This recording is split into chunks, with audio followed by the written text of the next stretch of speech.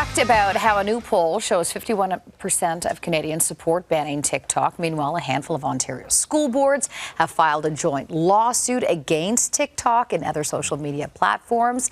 To continue this conversation, Dr. Ariel Dolphin joins us now. When this came out, that lawsuit came out last week, I texted you immediately saying, yes, should we delve into this? And you said yes. 100%. And I want to ask your thoughts on the claims the school boards make, and that is one of the quotes directly from the lawsuit is that social media platforms rewire the way our kids think, behave, and learn. And that has really been the line, the headline that has really stood out for a lot of people, I think, yeah. Absolutely. What are your thoughts on this? I mean, I think not 100% of people would agree with the rewiring theory. I think we're still early days into fully understanding the impact on our brains of constant, incessant use of social media by young people.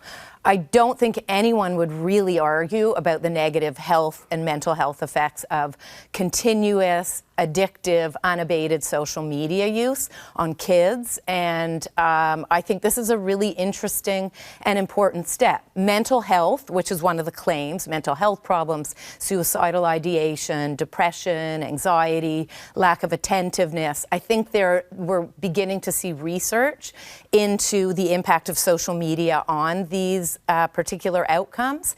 Mental health is very complex. There are many inputs to it, but I think this is a really interesting step that they're taking.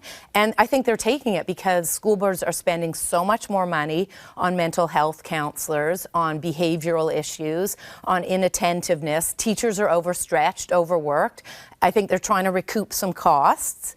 And I think they're also really trying to do something which I think is quite noble, which is to get these billion, trillion-dollar companies to make social media algorithms less addictive for kids. Mm-hmm. Yeah, it is a really fascinating lawsuit. And to your point, I think it's sparked a bigger conversation here.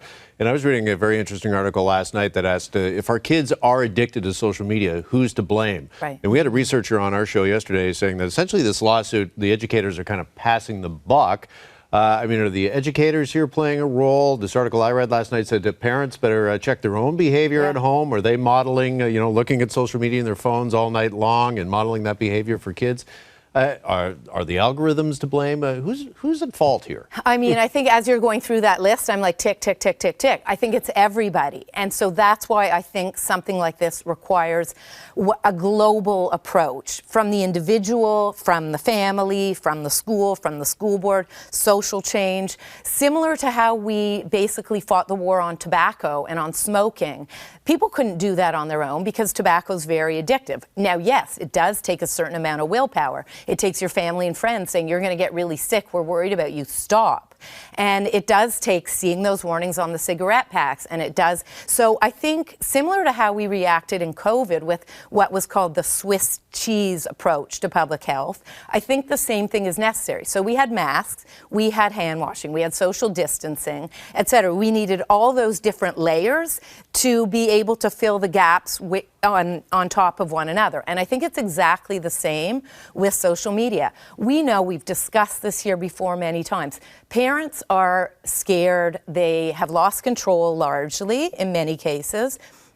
And kids don't have the ability to basically go up against these billion-dollar companies and fight the algorithms on their own. Yes, it does take a child, it takes a parent, it takes a family, it takes teachers, but I think we need to see more large-scale changes. We need to see the companies taking control, putting bans in place, maybe the schools enforcing the bans. I know they exist, but really they exist in name alone. So I think we need to approach this on every single level to really help kids, to help families, to help teachers, because everyone's drowning in this situation. Mm-hmm. Mm-hmm. Given your profession, have you seen do you have firsthand experience with the change in kids, in their behavior, in people of all ages? Absolutely. I think it's everywhere.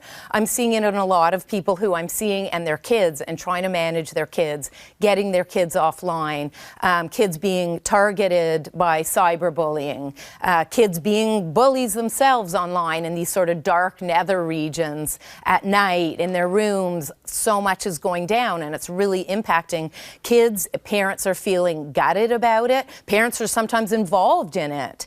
And so we need better ways to stop using social media apps, to really help people step back, to help them engage in their own lives and relationships, getting better sleep. We all talk about having problems with our focus. Everyone I see now thinks they have ADHD. I really think the way that social media works and the way we live our lives is in large part responsible for the multiple fragments of information where we want to stay on top of or we're used to focusing on. So absolutely, we're seeing it everywhere. Okay, only got about 30 seconds left, Doctor, but what would your best piece of advice be to parents watching right now that are concerned about their kids and the impact that social media might be having on them? Well, I think parents can take steps by keeping limits on the quality and quantity of social media that their kids consume, and that's an age-dependent thing. Maybe giving kids smartphones a little bit later.